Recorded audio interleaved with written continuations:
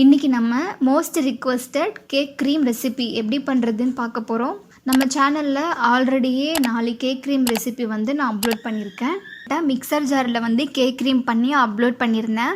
அது வந்து நான் எக் ஒயிட் வச்சு பண்ணியிருந்தேன். எனக்கு நிறைய ரிக்வெஸ்ட் எப்படி வருது அப்படின்னா, இந்த க்ரீமில் வந்து எக் ஸ்மெல் வருமா சிஸ்டர், எக்கு இல்லாமல் எப்படி வந்து க்ரீம் பண்ணுறது, கொஞ்சம் பேர் வெஜிடேரியனாக இருக்கீங்க, எக் சாப்பிட மாட்டீங்க, இந்த மாதிரி நிறைய கன்சர்ன் நிறைய ரிக்வெஸ்ட் வந்திருக்கு. இது அவங்களுக்கான ரெசிபி தான். அதோட இந்த க்ரீம் வந்து நம்ம பேக்கரி ஸ்டைலில் பேக்கரியிலலாம் எப்படி வந்து கேக் க்ரீம் பண்ணுவாங்க அந்த மெத்தடில் தான் நான் உங்களுக்கு பண்ணி காமிச்சிருக்கேன். இந்த க்ரீம் பண்ணுறதுக்கு நமக்கு டால்டா தேவைப்படும், அதாவது வனஸ்பதி நெய். உங்களுக்கு எந்த பிராண்டில் கிடைச்சாலும் அதை நீங்கள் யூஸ் பண்ணிக்கலாம். இன்றைக்கி நான் ஒரே ஒரு பேக்கெட் வச்சு, அதாவது 100 ml பேக்கெட் வச்சு நான் எப்படி வந்து கேக் க்ரீம் பண்ணுறது அப்படின்னு சொல்லி ஒரு சாம்பிளுக்காக காமிச்சிருக்கேன். இப்போ நீங்கள் ஒரு மீடியம் சைஸ் கேக் பண்ணுறீங்க அப்படின்னா உங்களுக்கு 300 ml டால்டா வந்து சரியாக இருக்கும். நீங்கள் அதை யூஸ் பண்ணிக்கலாம். இந்த டால்டாவை 2 மணி நேரம் ஃப்ரிட்ஜில் வச்சு எடுத்துக்கோங்க. ஃப்ரீசர் கிடையாது, ஃப்ரிட்ஜில் வச்சாலே போதும். இந்த க்ரீம் பண்ணுறதுக்கு நமக்கு ஒரு ஸ்பூன் இருந்தாலே போதும். நீங்கள் பீட் பண்ண போகிற பாத்திரம் வந்து தண்ணி எதுவும் இல்லாமல் நல்லா க்ளீனாக இருக்கான்னு பார்த்துக்கோங்க. பெருசாக எலக்ட்ரிக் பீட்டர், மிக்சி இதெல்லாம் தேவைப்படாது. உங்ககிட்ட எலக்ட்ரிக் பீட்டர் இருந்துச்சு அப்படின்னா நீங்கள் அதை யூஸ் பண்ணிக்கோங்க. அப்படி இல்லைன்னா விஸ்க் இருந்தாலும் நீங்கள் விஸ்க் யூஸ் பண்ணிக்கலாம். எல்லா பேக்கரி ஷாப்லேயுமே மேக்ஸிமம் இந்த கேக் க்ரீம் தான் யூஸ் பண்ணுவாங்க. நீங்கள் பேக்கரி ஷாப்பில் கேக் சாப்பிட்ருந்தீங்க அப்படின்னா அந்த க்ரீமோட டேஸ்ட் எப்படி இருக்கும்னு உங்களுக்கு தெரிஞ்சிருக்கும். அதே தான் இதுவும். இப்போ மீடியம் சைஸில் ஒரு கேக் பண்ணுறீங்க அப்படின்னா 300 ml டால்டா, 1.5 கப் அளவுக்கு ஐசிங் சுகர், இதை வச்சு நீங்கள் க்ரீம் பண்ணிக்கோங்க.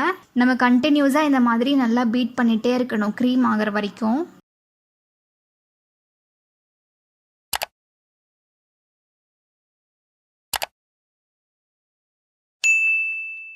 இப்போ பாருங்கள் அந்த டால்டா எப்படி க்ரீம் மாதிரி சேஞ்ச் ஆகிருக்கு அப்படின்னு. உங்ககிட்ட விஸ்க் இருந்தாலும் நீங்கள் அதை யூஸ் பண்ணி பீட் பண்ணிக்கலாம். இது ரொம்ப ஈஸி.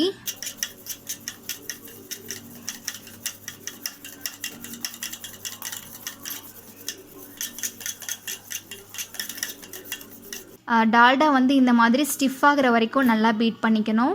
அடுத்து 1/2 கப் ஐசிங் சுகரை கொஞ்சம் கொஞ்சமாக ஆட் பண்ணி நல்லா பீட் பண்ணிக்கணும்.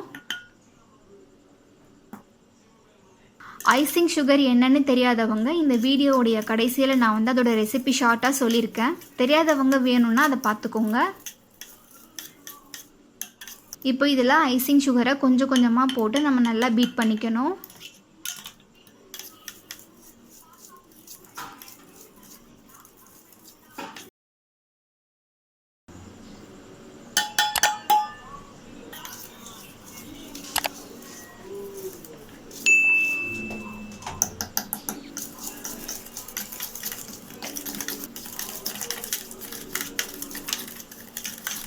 பாருங்கள், ஆல்மோஸ்ட் நமக்கு க்ரீம் வந்து ரெடி ஆகிடுச்சு. இப்போது ஃப்ளேவருக்காக கொஞ்சமாக வந்து வெண்ணிலா எசன்ஸ் ஆட் பண்ணிக்கணும். வெண்ணிலா எசன்ஸ் வந்து ஆப்ஷனல் தான். உங்களுக்கு வந்து இருந்துச்சு அப்படின்னா நீங்கள் அதை யூஸ் பண்ணிக்கோங்க, இல்லை அப்படின்னா ஸ்கிப் பண்ணிடுங்க.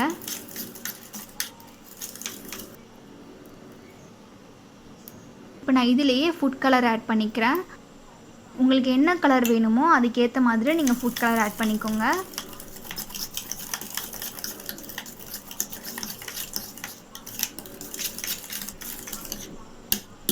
பாருங்கள் க்ரீம் வந்து எந்த அளவுக்கு ஸ்டிஃபாக வந்திருக்கு அப்படின்னு. நம்ம பாத்திரத்தையே தலையிலாக கவுத்து போட்டாலும் அது வந்து ஒன்றுமே ஆகாது, அந்தளவுக்கு நல்லா ஸ்டிஃபாக வந்திருக்கு.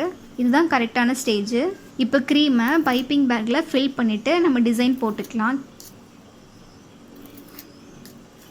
உங்களுக்கு கலருக்கு வந்து நீங்கள் என்ன கலர் வேணாலும் யூஸ் பண்ணிக்கலாம், அது உங்களோட விருப்பம்தான். நான் சும்மா இந்த மாதிரி பிளேட்டில் வந்து டிசைன் போட்டு காட்டுறேன் பாருங்கள். இப்போ இதே க்ரீமில் நல்ல ஒரு டேஸ்ட்டுக்காக நீங்கள் கண்டென்ஸ்டு மில்க் கூட ஆட் பண்ணிக்கலாம். அப்படி இல்லைன்னா நீங்கள் பட்டர் கூட ஆட் பண்ணிக்கலாம். இல்லைனாலும் பரவாயில்ல, 2 டேபிள் ஸ்பூன் நல்ல காய்ச்சின பாலை வந்து கூட இதில் ஆட் பண்ணி நம்ம க்ரீம் பண்ணிக்கலாம். நீங்கள் இது கூட எதுவுமே ஆட் பண்ணாட்டியும் பரவாயில்ல, நல்லா தான் இருக்கும். நான் ஆல்ரெடி போஸ்ட் பண்ணியிருந்த க்ரீம் வீடியோஸ் எல்லாம் விட இது பண்ணுறது ரொம்ப ஈஸி. உங்களுக்கு பார்த்தாலே தெரிஞ்சிருக்கும் எந்த அளவுக்கு இது சூப்பராக பர்ஃபெக்டாக வந்திருக்கு அப்படின்னு. என்னோட ப்ரீவியஸ் வீடியோவில் நான் போஸ்ட் பண்ண க்ரீம்ஸில் கூட 2-3 பேர் வந்து இல்லை சிஸ்டர் எனக்கு சரியாக வரலை அப்படின்னு நீங்கள் சொல்லியிருந்தீங்க. ஆனால் இந்த க்ரீமில் வந்து அந்த மாதிரி சொல்கிறதுக்கு சான்ஸே இல்லை. யார் வேணாலும் இந்த க்ரீமை ரொம்ப ஈஸியாக பர்ஃபெக்டாக பண்ணிடலாம். நாளைக்கு பர்த்டேக்கு இன்றைக்கி கேக் பண்ணுறீங்க அப்படின்னா நல்லா அழகாக டெக்கரேட் பண்ணிவிட்டு அப்படியே தூக்கி நீங்கள் ஃப்ரிட்ஜில் வச்சாலும் அது ஒன்றுமே ஆகாது. ரொம்பலாம் மெல்ட் ஆகாது, ஸ்டிஃபாகவே இருக்கும். இல்லை கேக் கட் பண்ணும்போது டிசைன் நல்லா பர்ஃபெக்டாக வேணும் அப்படின்னா நீங்கள் கேக்கு க்ரீமு இது ரெண்டையும் மட்டும் செப்பரேட்டாக பண்ணி ஃப்ரிட்ஜில் ஸ்டோர் பண்ணிவிட்டு நீங்கள் கேக் கட் பண்ணுறதுக்கு 1 மணி நேரத்துக்கு முன்னாடி நல்லா அழகாக டிசைன் போட்டு கேக் கட் பண்ணாலும் பண்ணிக்கலாம். இந்த க்ரீம் இந்த மாதிரி ஒரு பாக்ஸ்லேயோ இல்லை ஏர்டைட் கண்டெய்னர்லேயோ போட்டு 3 வாரத்துக்கு மேலேயே வச்சு யூஸ் பண்ணிக்கலாம். இந்த க்ரீமை மிக்சிலெல்லாம் போட்டு பீட் பண்ணி டைம் வேஸ்ட் பண்ண வேண்டாம். அழகாக டால்டா ஒரு பாத்திரத்தில் போட்டுட்டு அதுலேயே ஐசிங் சுகரை போட்டு அப்படியே நீங்கள் டிவி பார்த்துட்டே கூட உட்காந்து ஈஸியாக பீட் பண்ணிடலாம். நீங்கள் இந்த கேக் க்ரீம் ரெசிபியை இவ்வளோ நேரம் பொறுமையாக பார்த்ததுக்காக உங்களுக்கு போனஸ் டிப்ஸ் வந்து 2 சொல்ல போகிறேன். இது உங்களுக்கு யூஸ்ஃபுல்லாக இருக்கும். நம்ம கேக்கில் வந்து எழுதுவோம் இல்லைங்களா, அதுக்காக ஒரு பைப்பிங் எப்படி பண்ணுறதுன்னு நான் சொல்லித்தரேன். இப்போ இந்த மாதிரி ஸ்கொயராக கட் பண்ண பட்டர் பேப்பர் நான் எடுத்திருக்கேன். பட்டர் பேப்பர் தான் யூஸ் பண்ணணும் அப்படின்னு இல்லை, நீங்கள் நார்மலாக ஒரு பிளாஸ்டிக் பேப்பர் இருந்தால் கூட நீங்கள் அதை யூஸ் பண்ணிக்கலாம். இப்போ இந்த பேப்பரை சென்டரில் ஸ்ட்ரெயிட்டாக கட் பண்ணிக்கணும்.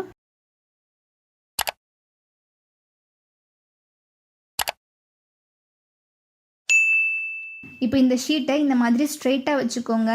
இப்போ ஓரத்தை இந்த மாதிரி ஃபோல்டு பண்ணிகிட்டே வந்து கோன் மாதிரி பண்ணிக்கணும். பேலன்ஸ் இருக்கிற இன்னொரு பார்ட்டை பேக் சைட் கொண்டு போயிட்டு அப்படியே ஒரு கோன் மாதிரி ரெடி பண்ணிக்கணும். இதை நீங்கள் ஒரு வாட்டி ப்ராக்டிஸ் பண்ணீங்க அப்படின்னா அது உங்களுக்கே வந்துடும். இப்போ அந்த கோனோட எட்ஜில் பாருங்கள் 3 எக்ஸ்ட்ரா ஷீட் வந்து நமக்கு வெளியே தெரியும். அதை அப்படியே எடுத்துகிட்டு போயிட்டு உள்ளே ஃபோல்ட் பண்ணிக்கணும். இப்போ இது பட்டர் பேப்பர் அப்படின்றதால இதை ஓரத்தை லைட்டாக கிழிச்சு விட்டுட்டு உள்ளே ஃபோல்டு பண்ணாலே அது ஸ்ட்ரைட்டாக நின்றுடும். ஒருவேளை நீங்கள் பிளாஸ்டிக் பேப்பரில் இந்த மாதிரி பண்ணுறீங்க அப்படின்னா ஓரத்தில் மட்டும் ஒரு செலோ டேப் எடுத்து ஒட்டி விட்டுருங்க. இப்போ அவ்வளோதான், பைப்பிங் ரெடி ஆகிடுச்சு. இப்போ க்ரீமை ஃபில் பண்ணிவிட்டு இந்த மாதிரி நல்லா கை வச்சு நல்லா க்ளோஸ் பண்ணிக்கோங்க. இப்போ இதை அப்படியே எடுத்துகிட்டு போயிட்டு நம்ம கேக்கில் வந்து என்ன எழுதணுமோ அதை அழகாக எழுதிக்கலாம். கேக்கில் நீங்கள் என்ன பண்ணுறதா இருந்தாலும் அதை முன்னாடியே ஒரு எம்டியாக ஒரு பிளேட்டில் வந்து ப்ராக்டிஸ் பண்ணதுக்கப்புறமா நீங்கள் கேக்கில் எழுதுங்க. இப்போ போனஸ் ரெசிபி டிப் நம்பர் 2 என்னன்னா ஐசிங் சுகர் தான். ஒரு மிக்சர் ஜாரில் 1 கப் சர்க்கரை வந்து ஆட் பண்ணிக்கோங்க. அதாவது 200 கிராம் சர்க்கரை. இதுலேயே 2 டேபிள் ஸ்பூன் கார்ன்ஃப்ளவர் ஆட் பண்ணிவிட்டு இதை நல்லா பவுடர் பண்ணி எடுத்துக்கணும். பாருங்கள், இந்த மாதிரி நல்லா பவுடர் பண்ணி எடுத்துக்கோங்க. நம்ம என்னதான் நல்லா ஃபைன் பவுடராக பண்ணியிருந்தாலுமே நம்ம வந்து ஒரு சல்லடையில் நல்லா செழிச்சு எடுத்துக்கணும். ஒரு முறைக்கு 3 முறை நல்லா செழிச்சு எடுத்தாலுமே நல்லாயிருக்கும். நீங்கள் ஐசிங் சுகர்னு கடையிலலாம் செப்பரேட்டாக வாங்கணும்லாம் அவசியம் இல்லை. உங்களுக்கு ஏதாவது டவுட் இருந்தாலும் நீங்கள் தாராளமாக கமெண்ட்டில் கேட்கலாம். நான் எல்லாருக்குமே மேக்ஸிமம் ரிப்ளை பண்ணிட்டு தான் இருக்கேன். நீங்களும் இந்த கேக் க்ரீம் ரெசிபியை வீட்டில் ட்ரை பண்ணி பார்த்துட்டு எப்படி இருக்குன்னு எனக்கு கண்டிப்பாக கமெண்ட்ஸில் சொல்லுங்கள். Thank you so much.